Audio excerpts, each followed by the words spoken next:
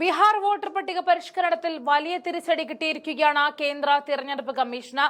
Commission തിരിച്ചടി എന്ന് പറഞ്ഞാൽ അതിനർത്ഥം ബിജെപിക്ക് തിരിച്ചടി എന്ന് തന്നെയാണ്.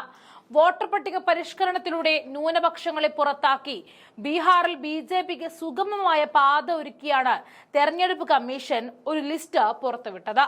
ഇതിനാണ് ഓടിപ്പിടിച്ച് വോട്ടർ പട്ടിക പരിഷ്കരിക്കാൻ തെരഞ്ഞെടുപ്പ് കമ്മീഷൻ തീരുമാനിച്ചതും. എന്നാൽ ഈ നീക്കത്തിന് ചുവപ്പ് കാർഡ് നൽകിയിരിക്കുകയാണ് ഇപ്പോൾ സുപ്രീം കോടതി. ബീഹാർ വോട്ടർ പട്ടിക പരിഷ്കരണത്തിൽ തെരഞ്ഞെടുപ്പ് കമ്മീഷന്റെ തിടുക്കത്തെ ഇപ്പോൾ സുപ്രീം കോടതി ചോദ്യം ചെയ്തിരിക്കുകയാണ്.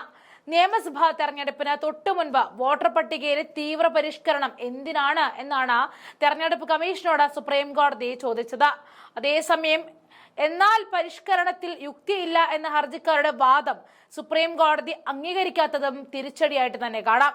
ജനപ്രാതിനിധ്യ നിയമം അനുസരിച്ച് കമ്മീഷന് അതിന് അധികാരമുണ്ട് എന്നും കോടതി പറഞ്ഞിട്ടുണ്ട്.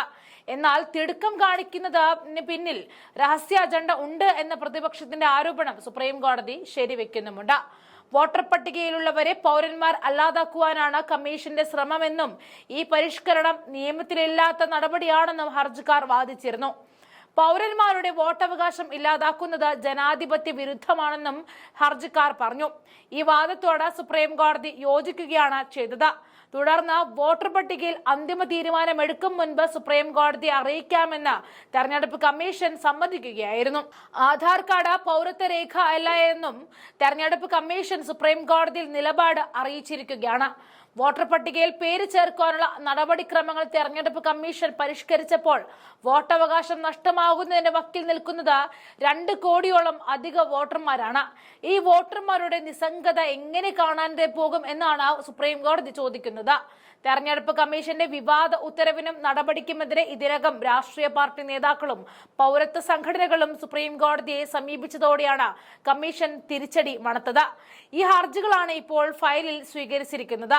നേരത്തെ ജൂൺ 24-ന് പ്രഖ്യാപിച്ച കമ്മീഷന്റെ ഉത്തരവ് പ്രകാരം നിഷ്കർഷിക്കുന്ന രേഖകൾ കൈവശമില്ലാത്തവർ നിർദ്ദിഷ്ട അപേക്ഷ പൂരിപ്പിച്ച് സമർപ്പിച്ചാൽ മതിയാകുമെന്ന സംസ്ഥാന ചീഫ് ഇലക്ടറൽ ഓഫീസർ നൽകിയ പരസ്യം ബീഹാറിലെ മാധ്യമങ്ങൾ ഏറെ പ്രാധാന്യത്തോടെ കഴിഞ്ഞ ദിവസം പ്രസിദ്ധീകരിച്ചിരുന്നു. തുടർന്ന് നടപടിക്രമങ്ങളിൽ യാതൊരു മാറ്റവുമില്ല എന്ന തിരുത്തുമായിട്ട് കേന്ദ്ര തെരഞ്ഞെടുപ്പ് കമ്മീഷൻ തന്നെ വാർത്താക്കുറിപ്പ് പുറത്തിറക്കി ആശയക്കുഴപ്പമുണ്ടാക്കി. ബീഹാറിലെ ജനങ്ങളിലും ദേശീയ തലത്തിൽ തന്നെ രാഷ്ട്രീയ പാർട്ടികളിലും ഏറെ ആശങ്കകൾ ഉണ്ടാക്കുന്ന വിഷയത്തിൽ തെരഞ്ഞെടുപ്പ് കമ്മീഷൻ നിലനിൽക്കുന്ന അഭിപ്രായ ഭിന്നതയും ആശയക്കുഴപ്പവുമാണ് ഇതിന് പിന്നിൽ എന്നാണ് വിലയിരുത്തപ്പെടുന്നത്.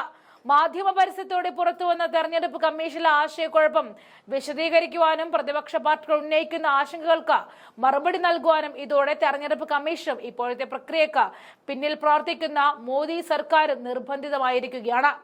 അതിന്റെ തുടക്കം സുപ്രീം കോടതിയിൽ നിന്നും ആരംഭിച്ചു കഴിഞ്ഞു. ഇനി എണ്ണി കമ്മീഷൻ കണക്ക് പറയേണ്ടി വരും.